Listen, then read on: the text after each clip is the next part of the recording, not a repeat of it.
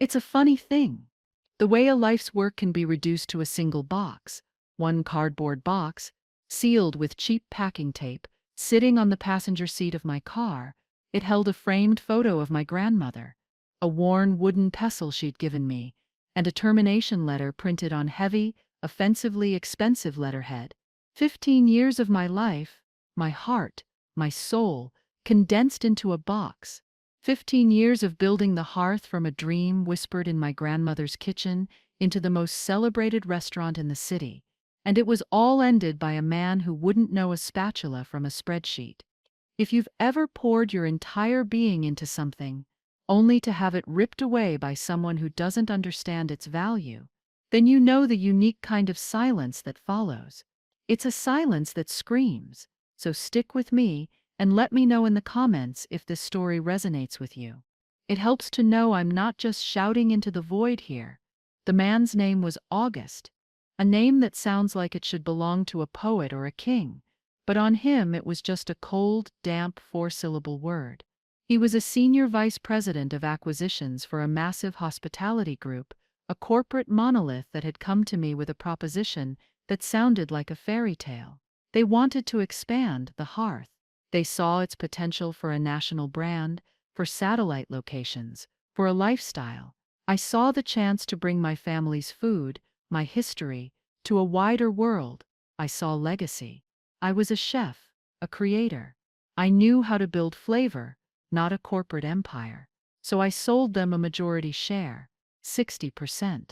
It was a number that felt both monumental and meaningless at the time. I kept 40%, and I kept my title as executive chef and creative director. I kept the soul. That was my first mistake. You can't sell the body and expect to keep the soul. August was the new general manager, the corporate liaison. He arrived on a Tuesday, dressed in a suit so sharp it could have sliced vegetables. He didn't tour the kitchen. He audited the office. He didn't taste the food. He scrutinized the profit margins on the wine list. He walked through my restaurant, my home, with the detached air of a building inspector checking for code violations. He called my staff human capital and my dining room the primary revenue space. He had eyes that were the color of a frozen lake and a smile that never, not once, reached them. The first thing to go was the rustic, mismatched chairs I'd spent years collecting from antique shops. They were replaced with sterile, uniform black ones. August said it improved seating capacity by 6%. Then he changed my wine supplier, a small family vineyard I'd worked with for a decade, for a bulk distributor that gave the company a better rate. He told me it was about leveraging a portfolio-wide procurement strategy. I told him it was about taste. He just nodded, that same empty smile on his face, and said, "My input was noted."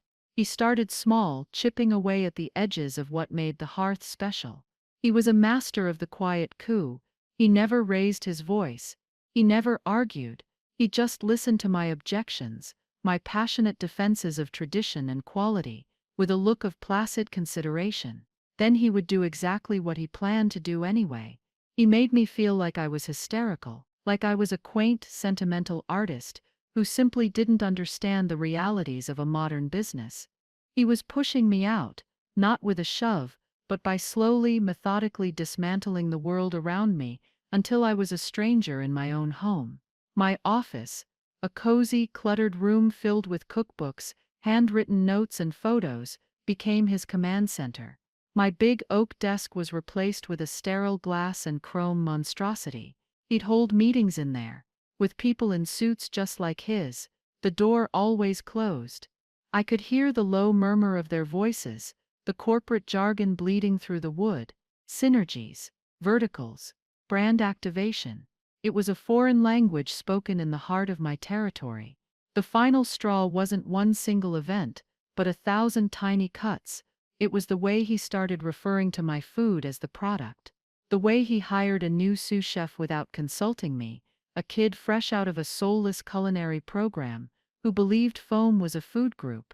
The ultimate humiliation came during a menu review. I had presented my seasonal autumn menu, dishes I had been working on for months, dishes inspired by my father's love of late-harvest squashes. August and his team of marketing people looked at it, their faces blank. He slid a glossy folder across the table. Inside was a completely different menu. It was full of trendy, soulless dishes. Deconstructed this, foam of that. A focus group in another state, he explained, had found these concepts tested better with their target demographic. He said with no hint of irony, we need to optimize our flavor profiles for broader market appeal. Optimize. Flavor profiles. He wanted to take the love, the history, the very essence of my family, and optimize it. I looked him dead in the eye and said, "This is not the food of the hearth. This is not my food."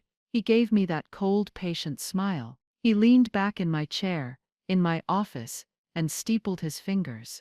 He said, "That's where you're mistaken, Juliana. As of this morning, it is. The board has decided to move in a new creative direction." That was it. There was no argument, no negotiation. It was an execution, delivered as calmly as a weather report. He slid the cardboard box across the desk. My personal effects, he called them.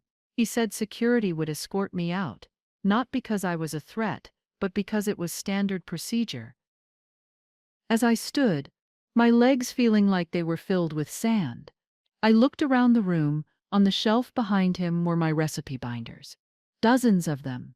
Thick, leather-bound books where I had meticulously documented every single dish I had ever created for the hearth.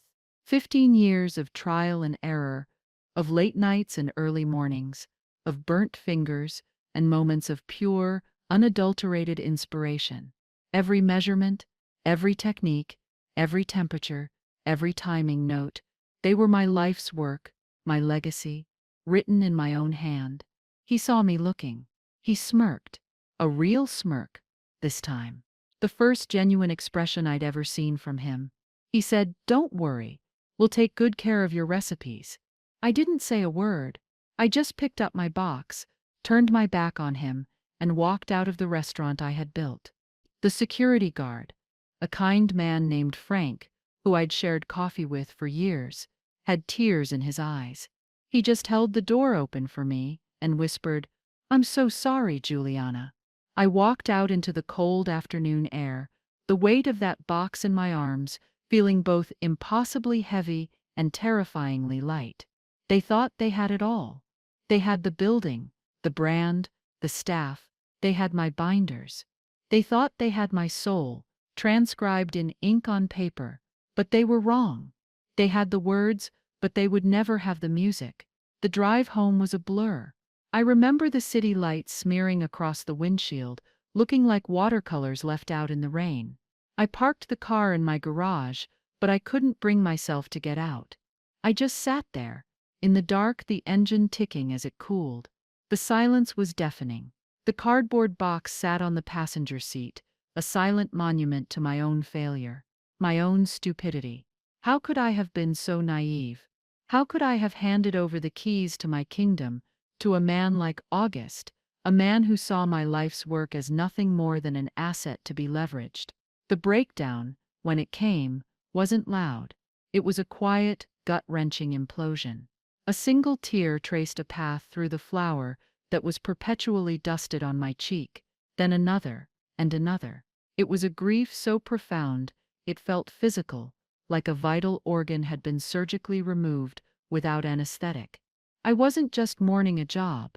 I was mourning a part of myself. The hearth wasn't a business to me. It was the living, breathing extension of my family's story. I thought of my grandmother, her hands gnarled with age, but still so deft, teaching me how to knead dough on a floured wooden board in her tiny kitchen. She'd say, "Julie, the recipe isn't the paper. It's the hands. It's the heart." She was the one who taught me that food was memory. Every dish was a story. Our signature braised lamb shank wasn't just lamb, it was the story of my grandfather coming home from a long trip, the smell of the slow-cooking meat filling the house, a signal that the family was whole again. The wild mushroom risotto wasn't just rice and fungus, it was the memory of foraging with my father in the damp autumn woods, his laughter echoing through the trees, as we found a perfect chanterelle. August and his corporate machine had taken those stories, those memories, and planned to print them on glossy, soulless menus. They had reduced my heritage to a set of bullet points in a marketing plan. The thought was a fresh stab of pain.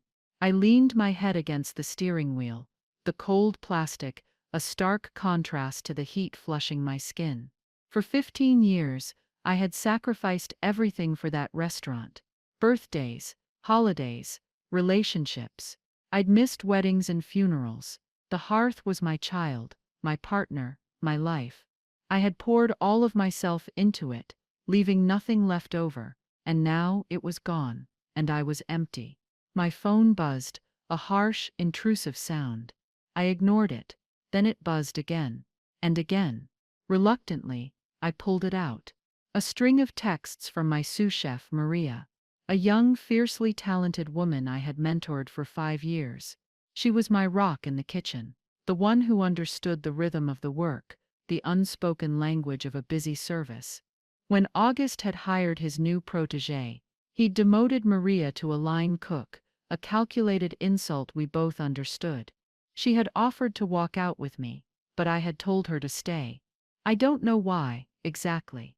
A gut feeling, a premonition that I might need eyes and ears inside. Her texts were frantic. Juliana, they're in your office, all of them, August and the marketing team. They're taking photos of the recipe binders. August is talking about a cookbook.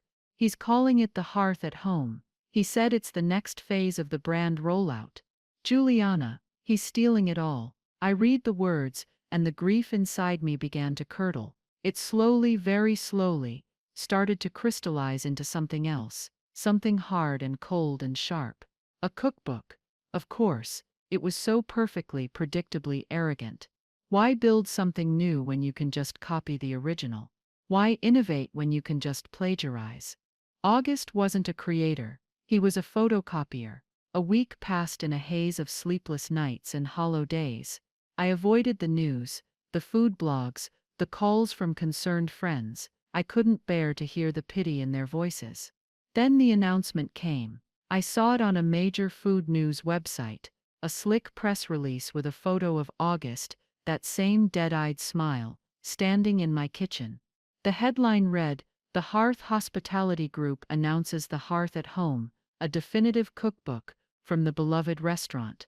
They were positioning it as a way for the restaurant's loyal fans to bring the magic into their own homes.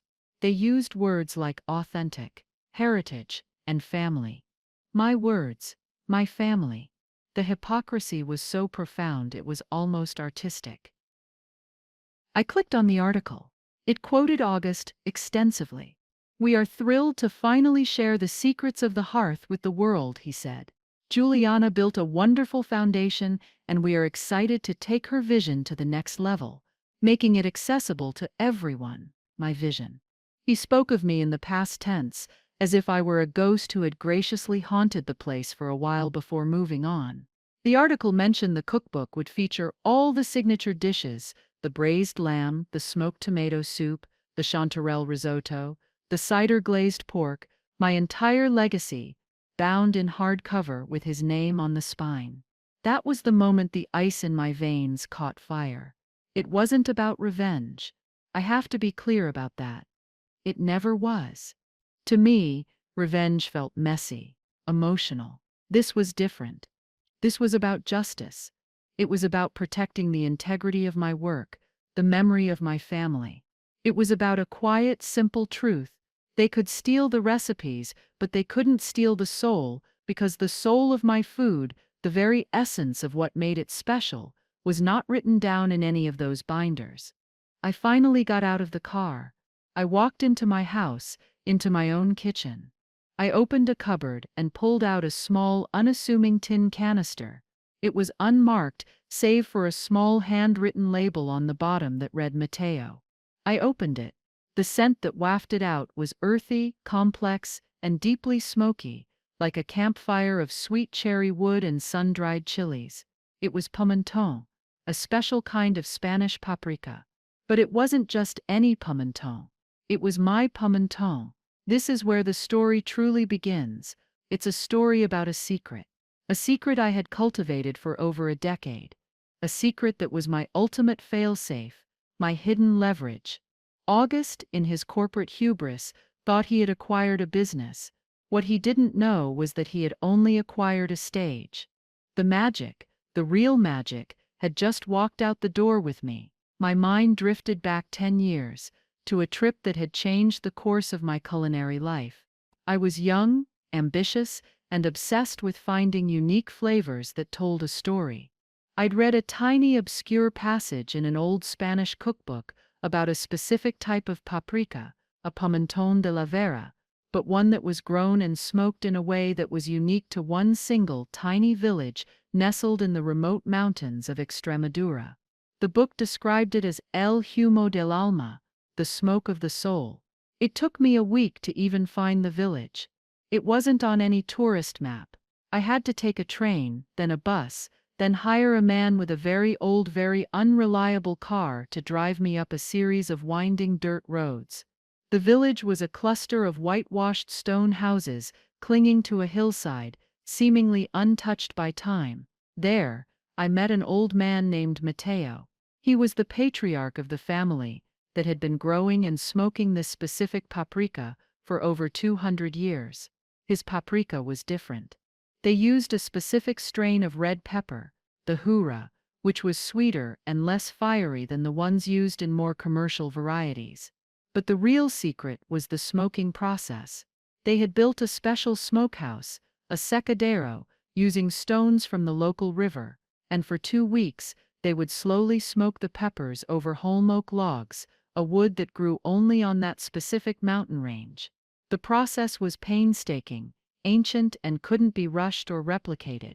It infused the paprika with a depth of flavor I had never experienced. It wasn't just smoky. It was nostalgic. It tasted like history. Mateo and I spent days together. I didn't just talk to him about buying his product. I cooked with his wife. I played with his grandchildren.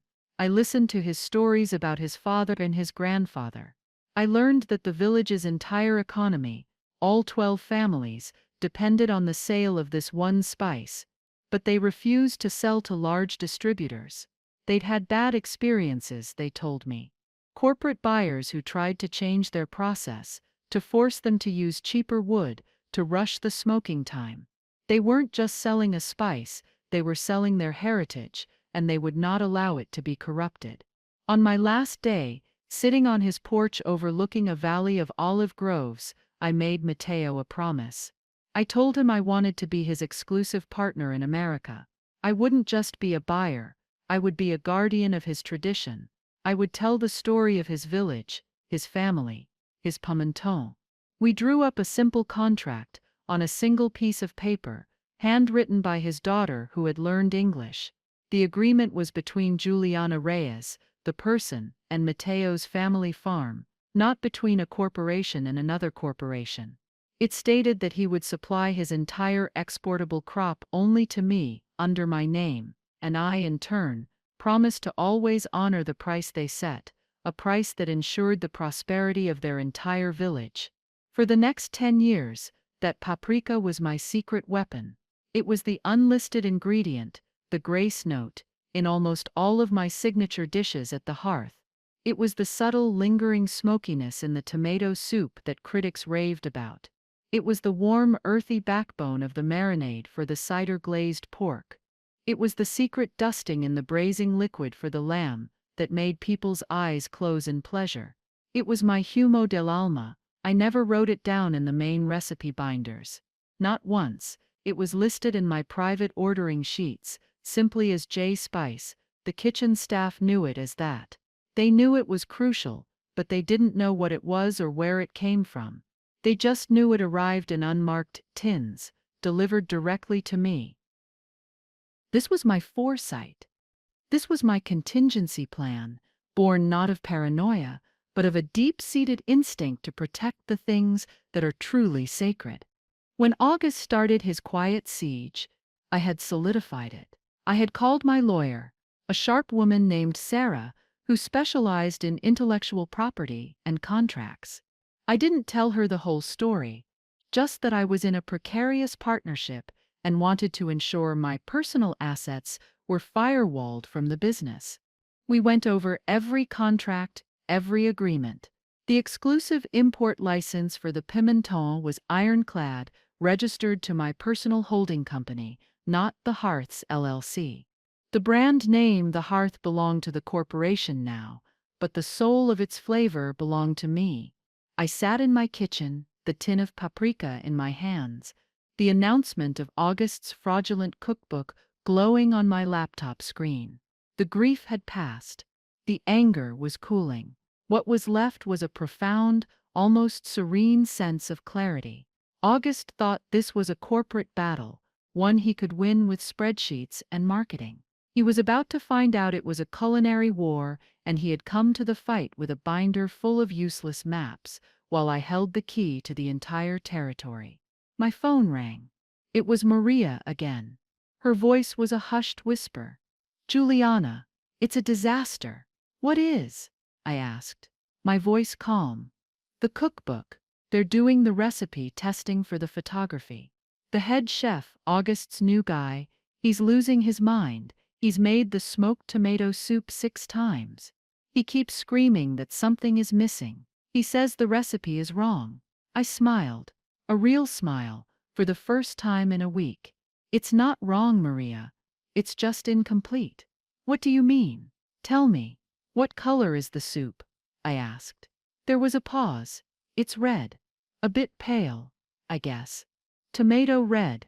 It's supposed to be a deep, rustic, brick red," I said, "with a smoky haze that you can smell before you even taste it." "Yes, that's it. That's what's missing." "What is it, Juliana? What's the secret?" "The secret, Maria," I said, looking at the tin in my hand, "is that you can't mass-produce a memory." I told her to stay calm, to keep her head down, and to just do her job. My plan was simple. My plan was to do absolutely nothing. I would let August launch his cookbook. I would let him print thousands of copies of my recipes. I would let him put his smug, smiling face on a massive promotional tour. I was going to let him build a beautiful, glittering stage for his own public humiliation. Because every single person who bought that book, every single home cook who tried to replicate the magic of the hearth, was going to fail. They were going to taste their own creations and find them hollow, a pale imitation of the memory they loved. And they were all going to ask the same question: what's missing? The answer was me. My first move was silence. A deep, strategic, deafening silence. While August and the hospitality group were launching a multi-million-dollar marketing campaign for the hearth at home, I was in my apartment, sketching out plans for a new restaurant on the back of a napkin. While they were booking television appearances and press interviews, I was on the phone with Mateo in Spain. His voice was a warm, comforting balm over the crackling long-distance line. "Juliana, mi amiga," he'd said. "My daughter. I heard the news from the village postman who reads the internet. These men, they are vultures. They have no soul. They have my restaurant, Mateo," I replied, the words still tasting like ash in my mouth. "They have a building," he corrected me gently. "They have bricks and chairs. They do not have the hearth. The hearth is you, and the hearth is us. Our new shipment is ready. The oak wood was perfect this season. The smoke is very sweet. Where do I send it?" That call was the turning point. It was the moment the last vestiges of victimhood fell away, replaced by the cold, clear focus of a builder. They thought they had erased me, but they had only liberated me. My leverage wasn't just a secret ingredient. It was a network of relationships built on trust and mutual respect, something August's world of transactional synergy couldn't comprehend. My second call was to Sarah, my lawyer. "They're publishing the cookbook," I said. "I saw," she replied, her voice tight. "It's a flagrant violation of your moral rights as the author, but proving that in court for recipes is a nightmare. They'll claim it's a work for hire, that the binders were company assets. It's a gray area they are gleefully exploiting." This was the plausible inaccuracy August was banking on. The corporate assumption that anything created on company time is company property. It's a powerful scare tactic, but it often wilts under specific legal scrutiny, especially for pre-existing, deeply personal creative work. I'm not going to sue them, Sarah, I said. There was a pause. You're not? No. I'm going to let them fail. I explained the paprika, the exclusive contract, the unlisted ingredient.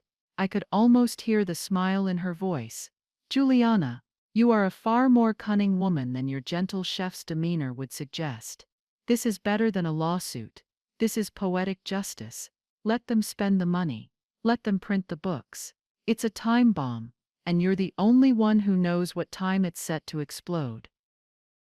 Meanwhile, inside the walls of my old restaurant, the panic was beginning to simmer.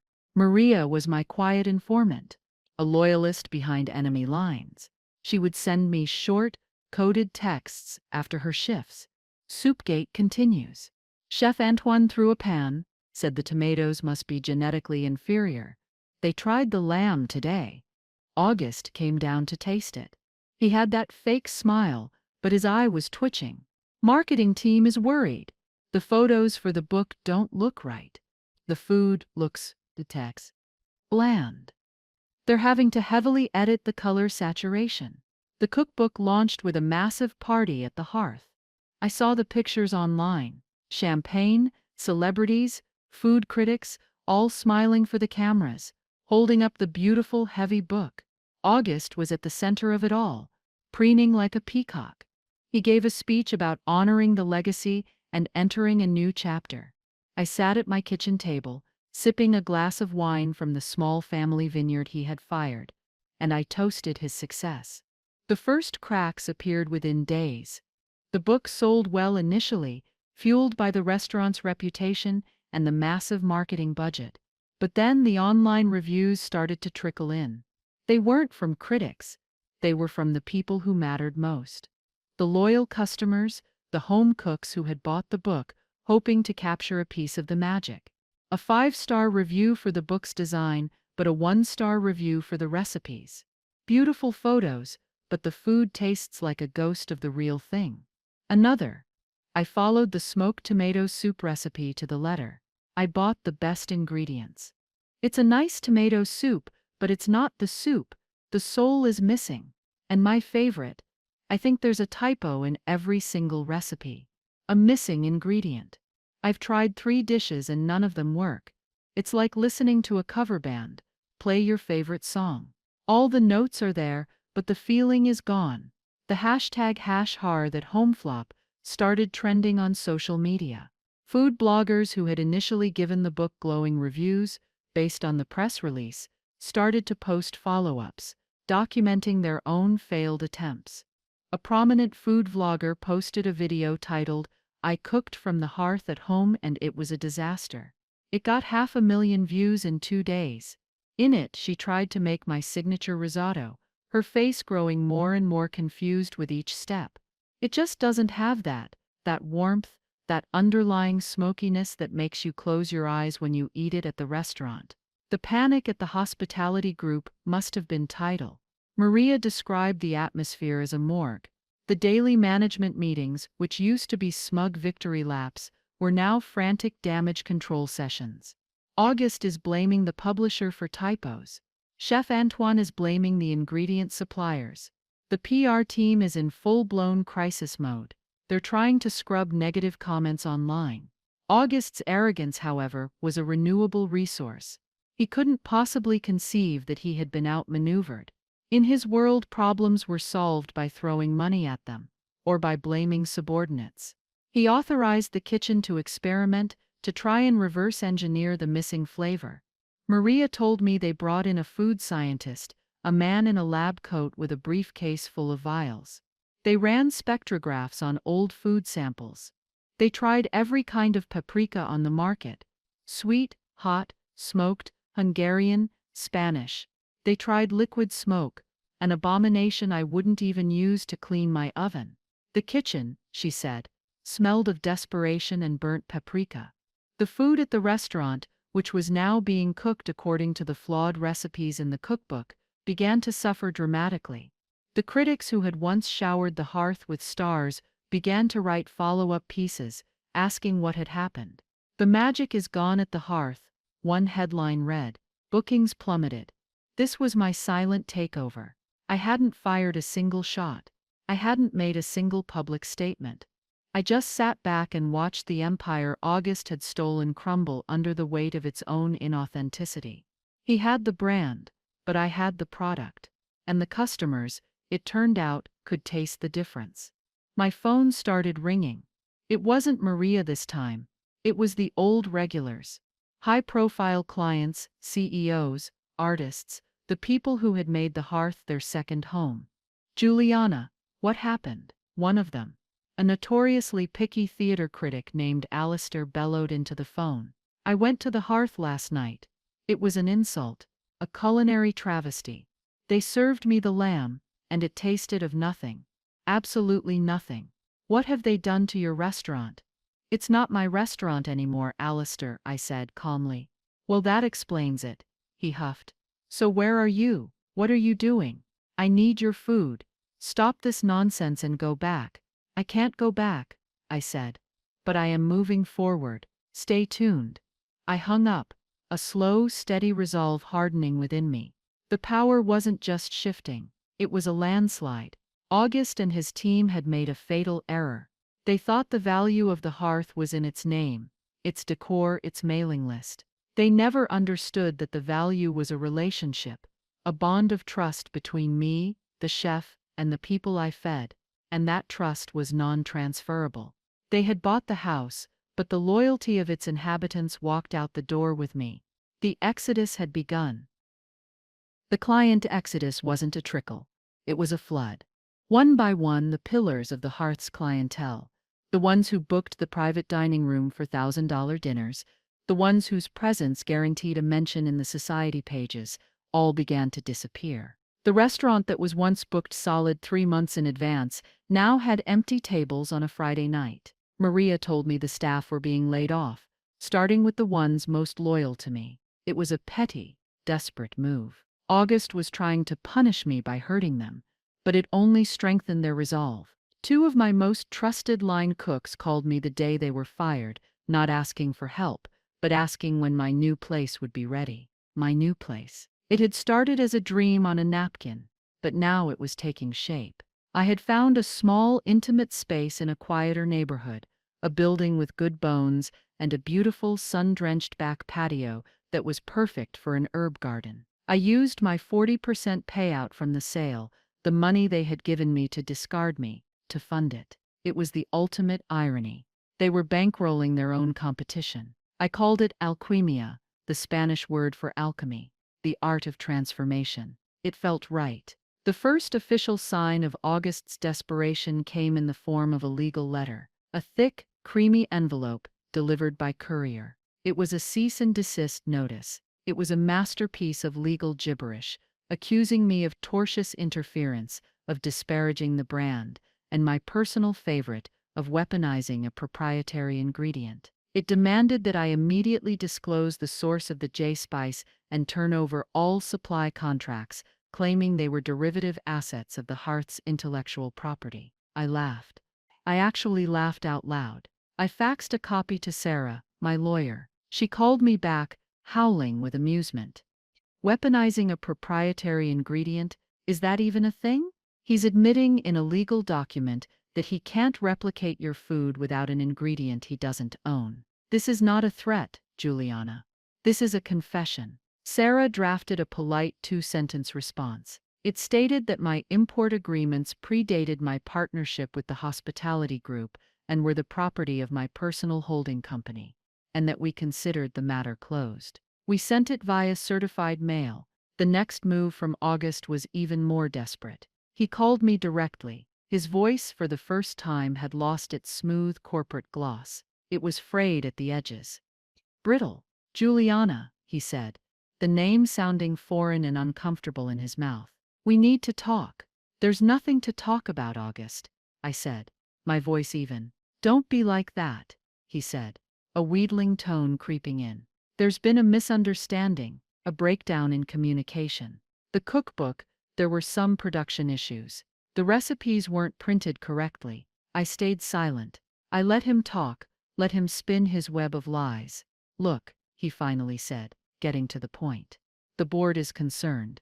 The brand is underperforming. We want to make this right. We're prepared to offer you a new contract, a consulting agreement, a very, very generous one. We just need you to help us standardize the flavor profile. We need the original spice. It was a breathtaking display of ego. He wasn't apologizing. He wasn't admitting fault. He was trying to buy my soul back after he'd failed to steal it. Let me be clear, August, I said, and my voice was as cold and sharp as a brand new chef's knife. My flavor profile is not for sale. Not to you, not to anyone. You bought a restaurant. You didn't buy my hands, and you didn't buy my history. You have the book. You have the binders. You have everything you need, remember? I could hear him breathing on the other end of the line. The long, slow hiss of a defeated man. What do you want, Juliana? He asked, the words barely a whisper. More money? A bigger share? Name your price. This was the moment. The moment the power had fully and irreversibly shifted. He thought it was about money, about leverage, about a negotiation. He still didn't understand. It was never about revenge, and it was never about price. It was about respect. The respect he had never shown me, and the self-respect I was now fiercely defending. I don't want anything from you, August, I said. You have nothing I want. And then I hung up. The silence that followed was not the screaming, empty silence of my car on the night I was fired. It was a calm, clean, powerful silence. The silence of a battle won. The silence of a slate wiped clean, ready for something new to be written upon it. The construction on Alquimia was nearly finished. My paprika was waiting. My customers were waiting. My future was waiting. My future was waiting. And it was a future I owned, completely and utterly. The final confrontation wasn't in a boardroom or a lawyer's office. It happened on a dusty, sun-drenched afternoon in front of my new restaurant. I was outside, planting rosemary in the new window boxes, my hands covered in fresh soil. A sleek black town car pulled up to the curb. August got out of the back seat. He looked smaller, somehow. His expensive suit seemed to hang off him. The confidence was gone, replaced by a hollowed-out exhaustion. He walked over to me, stopping a few feet away, as if there were an invisible barrier he was afraid to cross. He looked at the new sign, the elegant script of Alquimia's gleaming in the sun. He looked at the bustling activity inside, my new team, my loyal team, setting up for our soft opening. He looked at my dirt-stained hands. I don't understand, he said. And it was a genuine admission. I did everything right. I followed the playbook. I streamlined operations. I maximized brand exposure. I leveraged the assets. It should have worked. I stood up, wiping my hands on my apron. I looked him in the eye. There was no anger left, only a kind of pity. Your playbook is for machines, August. A restaurant is a living thing. It has a heart. You can't flowchart a heart. It was the paprika, wasn't it? He asked. That was the whole trick. I almost smiled. He still thought it was a trick, a single, simple secret he could acquire. The paprika is just paprika, August. It's a symptom, not the disease. The disease is thinking you can own something you don't respect. You bought the recipes, but you didn't value the history they came from. You took the credit, but you didn't do the work. You thought you could have the flower without the root. It doesn't work that way. He just stared at me, his corporate brain trying to process a concept that had no place on a balance sheet. We're going to lose everything, he said, his voice flat. The investors are pulling out. The board is calling for my resignation. The hearth is a ghost ship. No, I said softly. The hearth died the day you walked into it. You've just been living in the mausoleum. I paused, letting the words hang in the air between us. You once told me the board had decided to move in a new creative direction. It seems they've done it again. I wish you the best in your future endeavors.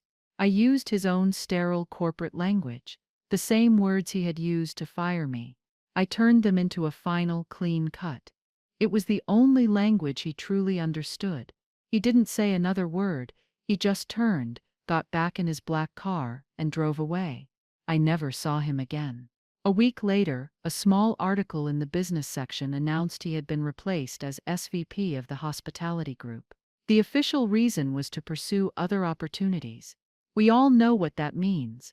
That night was the soft opening of Alquimia. It wasn't a grand, splashy party like August's cookbook launch. It was for friends, family, and the old regulars who had become like family. The room was filled with laughter and warmth. The air was thick with the smell of roasting garlic, fresh herbs, and, of course, the deep, soulful smoke of Mateo's pimentone. My new kitchen was open to the dining room, and I could see the faces of the people I was cooking for. I saw the look in Alistair's eye as he took his first bite of the lamb shank, a look of pure, unadulterated joy, a look of homecoming. Maria, now my proud sous chef, stood beside me at the pass, her face glowing. "We did it, Juliana," she whispered. I looked around the room, at the happy faces, at my loyal team working in perfect harmony, at the beautiful space I had built from the ashes of my old life. I looked at the plate in my hand, ready to go out to a waiting customer. It wasn't just food, it was a story, it was vindication. "No, Maria," I said, placing a final sprig of parsley on the dish. "We're just getting started. The real victory wasn't August's failure. The real victory wasn't the failure of his soulless cookbook or the tanking of my old restaurant's reputation. The true vindication is this. It's the feeling of my own key in my own door. It's the weight of a knife that feels like an extension of my own hand. It's the quiet hum of a happy dining room, a sound that is the most beautiful music I know. My new reality is a reservation list that's booked for the next 6 months, not by a faceless corporation's marketing, but by word of mouth, by people who love my food, who understand my story. On the wall in my new office, I have 2 things framed. One is the simple handwritten contract I signed with Mateo all those years ago in his tiny Spanish village. It's a reminder of where my true power comes from relationships built on honor and trust. The other is the cover of August's failed cookbook, The Hearth at Home. It's a reminder of what happens when you mistake a recipe for a soul. It was never about revenge. It was about reclamation. It was about taking back my name, my history, and my work. August and his company thought they could own my legacy because my name was on a contract. But a legacy isn't a thing you can buy or sell. It's a thing you earn, every single day, in everything you do. They tried to erase me, but they forgot something fundamental. My life's work wasn't in the binders they stole. It was in my hands, in my heart, and in a secret that tasted like smoke and sunshine, a secret they could never, ever replicate. So now I want to talk to you. To anyone out there who has ever felt undervalued, overlooked, or had their work stolen by someone who only saw it as a stepping stone for their own ambition. Your value is not determined by their title or their opinion. Your true worth, your secret ingredient, is something that lives inside you. It's your experience, your passion, your integrity. It's the part of you they can never copy, never outsource, and never ever own. Protect it, cultivate it, and know that when the time comes, it will be the one thing that can't be taken from you. It is your ultimate leverage. Thank you for listening to my story. If it resonated with you, if you've ever faced a battle like this in your own life, please give this video a like and leave a comment below.